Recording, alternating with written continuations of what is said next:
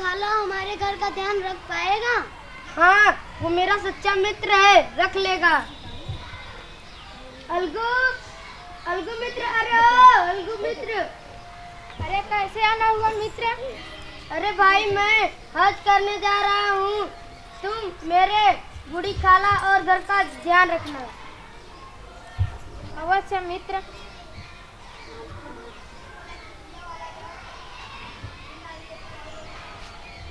जाओ, तुम्हारी यात्रा मंगलमय।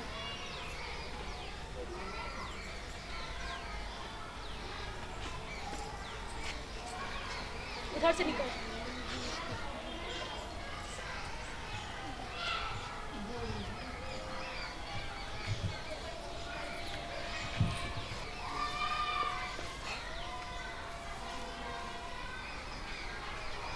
से आने के 1 महीने के बाद।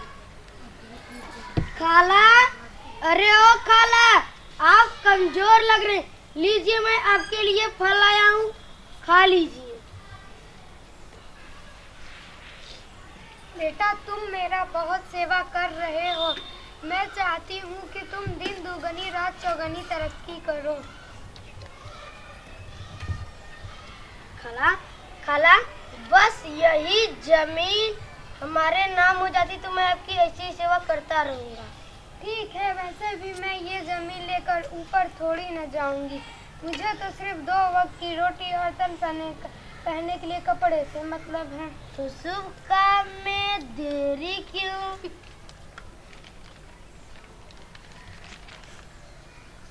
लीजिए, यहाँ पर अंगूठा लगा दीजिए।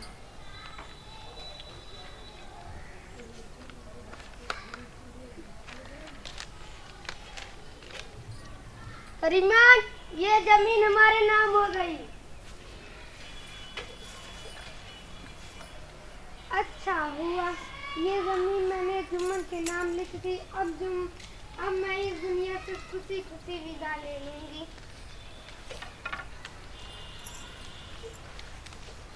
करीमन बेटा, कुछ खाने के लिए ला दो, भूख लगी है। ला रहे, दिन रात करीमन करीमन करीमन कर कर विवाह देती है मैं।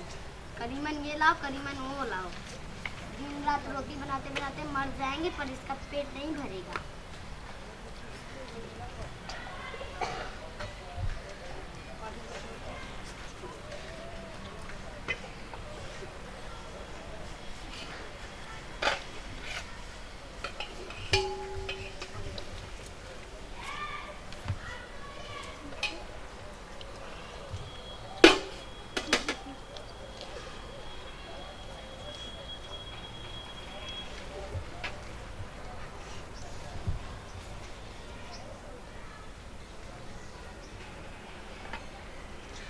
इस साल पर बैठ गई है। लो खा लो, दिन रात रोटी बनाते बनाते मर जाएंगे पर तुम्हारा पेट नहीं भरेगा। आई बड़ी जुम्मन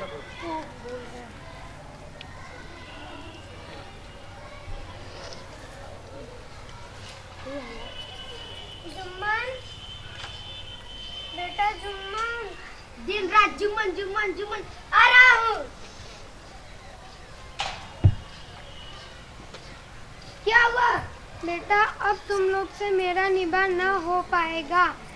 तुम मुझे रुपए दे दिया करो, मैं अलग खा पका लूंगी। पैसे क्या पेड़ पे उगते हैं जो मैं तुम्हें ला कर दे दूं? लेकिन तुमने वादा किया था। या अल्लाह, आप देख रहे जुम्मन, मैं पंचायत बुलाऊंगी। हाँ हाँ बुला लो, मुझे भी दिन रात की खटपट नहीं पसंद है।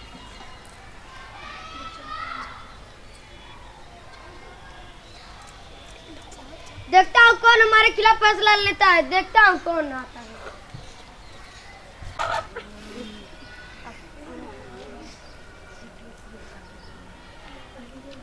बेटा तुम सरपंच बन जाओ। नहीं नहीं, मैं जुम्मन के खिलाफ फैसला नहीं ले सकता।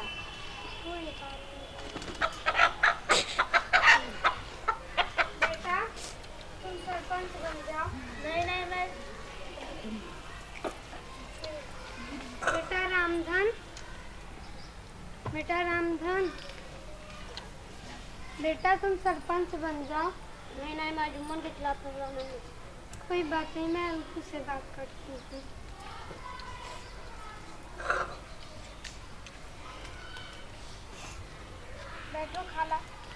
बेटा हमें जुम्मन के खिलाफ पंचायत बुलानी है, तुम बन जाओ।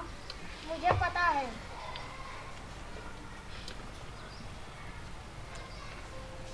देखता हूँ कौन जुम्मन के खिलाफ फैसला करता है मेरे रहते।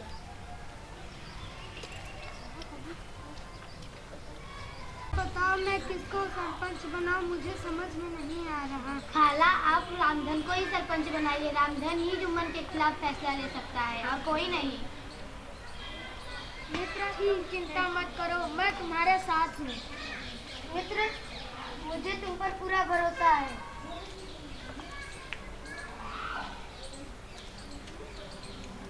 बताइए बूढ़ी खाला, आप इसमें से किसको सरपंच बनाते हैं? मेरी ओर से रामधन। नहीं, मेरे और उसके बीच में बहुत पुरानी दुश्मनी है, वो मुझसे जरूर बदला लेगा। बेटा सरपंच न किसी के दोस्त होते हैं न दुश्मन। तुम्हें किसी पर विश्वास नहीं तो अपने मित्र अलगू चौधरी के ऊपर तो होगा। हाँ, अलगू चौधरी।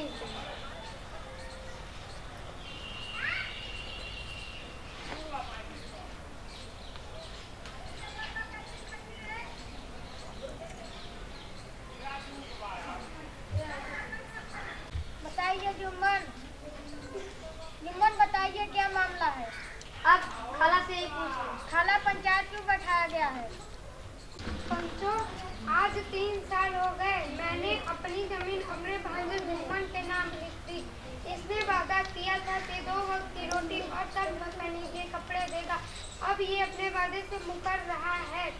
इसके साथ मैंने 1 साल रो धोकर बिता लिया। अब मुझसे सहा न जाता। आप लोग जो राह दिखाएंगे हम उसी को सर माथे चढ़ाएंगे। शेख जुम्मन, क्या यह सच है? हाँ, मैंने वादा किया था। तुम्हारी पत्नी करीमन रोटियां देने के साथ साथ ताना मारती थी? नहीं, खुदा गवाह है, आज तक मैंने खाला जान को कोई तकलीफ नहीं दी।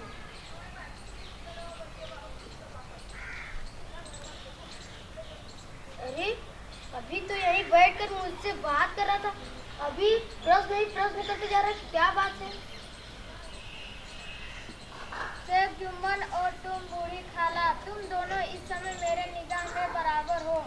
हम पंचों ने यह फैसला किया है कि बूढ़ी खाला जान को माहवार खर्च दिया जाए। अगर खर्च देना मंजूर न हो तो रजिस्ट्री रद्द समझी जाए।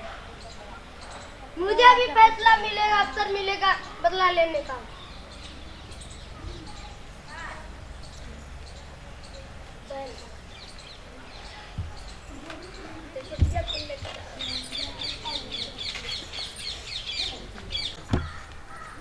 फैसले के कुछ दिन पश्चात। अलगू, ओ भाई अलगू। अरे क्या हुआ भाई? अरे भाई, मैंने सुना कि तुम्हारे पास एक बैल है जो तुम बेचना चाहते हो। हाँ है। वह बैल मुझे दे दो, मैं 1 महीने में तुम्हारे बैल का पूरा दाम दे दूंगा। ठीक है, ले जाओ।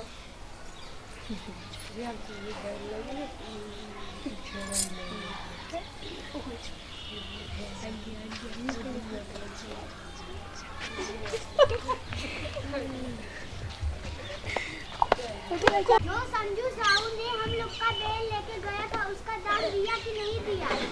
अभी तक तो नहीं दिया। जाओ तब लेके आओ। ठीक है, आज मैं संजू साहू से अपने बैल का दाम लेकर दूंगा।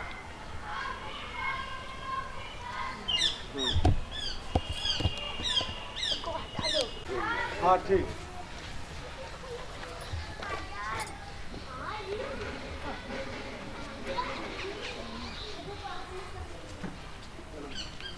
एक महीने से ऊपर हो गया, आज मैं संजू साहू से अपने बैल का दाम लेकर रहूंगा।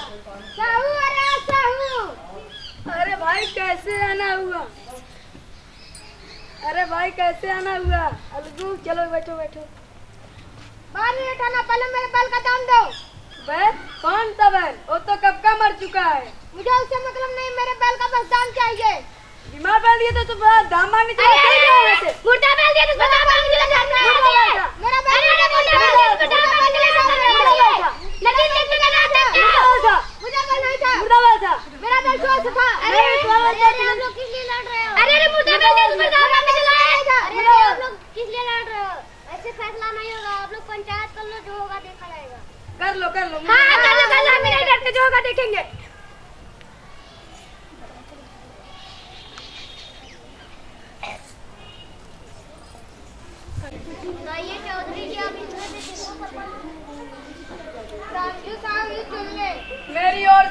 जुम्मन से।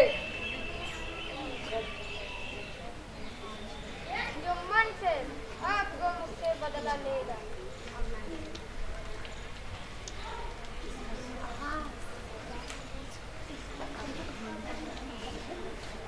मैं इस समय न्याय के कुर्सी पर बैठा हूँ। मेरे लिए जो भर भी टलना उचित नहीं होगा। चौधरी जी, आप अपना मामला बताएं। मैं आपको सत्य घटना बताता हूँ। मैंने 2 बैल खरीदा था खेत जोतने के लिए, जिसमें से मेरा एक बैल मर गया और एक संजू साहब ने मुझसे खरीद लिया। 1 महीने का वादा किया था, लेकिन 1 महीने से ऊपर हो गया, अभी तक मेरे बैल का दाम नहीं दिए। संजू साहू, क्या आपने इनका बैल खरीदा था? हाँ, खरीदा था। 1 महीने में बैल का दाम लौटाने में का वादा किया था, तो क्यों नहीं इनका बैल का दाम लौटाए? क्योंकि इन्होंने बताया ना इनका बैल बीमार था और हमारे घर आते ही 2 दिन हुआ था। मैंने उससे काम भी नहीं करवाया और तीसरे दिन वो मर गया। आप अपनी सत्य घटना बताएं। मैं आपको सत्य घटना बताता हूँ। मैंने 2 बैल खरीदा था खेत जोतने के लिए, जिसमें से मेरा एक बैल मर गया और एक संजू साहब ने मुझसे खरीद लिया। इन्होंने 1 महीने में पूरा दाम लौटाने का वादा किया था, लेकिन 1 महीने से ऊपर हो गया, अभी तक मेरे बैल का दाम नहीं दिया। संजू साहू, क्या आप अलगू का बैल खरीदे थे? हाँ, खरीदा था। 1 महीने में दाम लौटाने का वादा किए थे, हाँ, किया। तो क्यों न लौटाए? क्योंकि इनका बैल बीमार था। मेरा बैल बीमार नहीं था, मेरा बैल स्वस्थ था। बीमार बैल था। मेरा बैल बीमार नहीं था, स्वस्थ था। बीमार बैल था। अब ये तो पंच ही फैसला करेगा कौन सही है कौन गलत। अलगू जो भी फैसला लेगा मेरे खिलाफ ही लेगा। हम पंचों ने यह फैसला किया है कि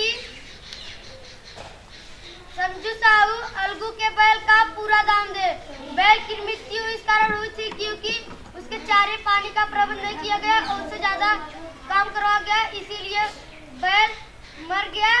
और संजू साहू के लिए यही उचित होता है कि अलगू के बैल का पूरा दाम दे। पंच परमेश्वर की जय। पंच परमेश्वर की जय।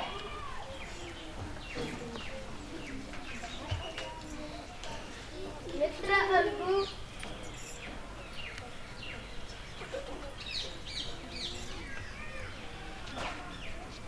मुझसे गलती हो गई थी मित्र, मुझे माफ कर दो।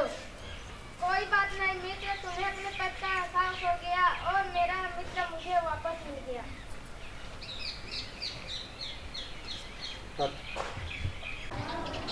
इस प्रकार पद की जिम्मेदारी का एहसास होने के बाद दोनों ही मित्रता को एक पास लाई और दोनों के दिल का मैल धुल गया।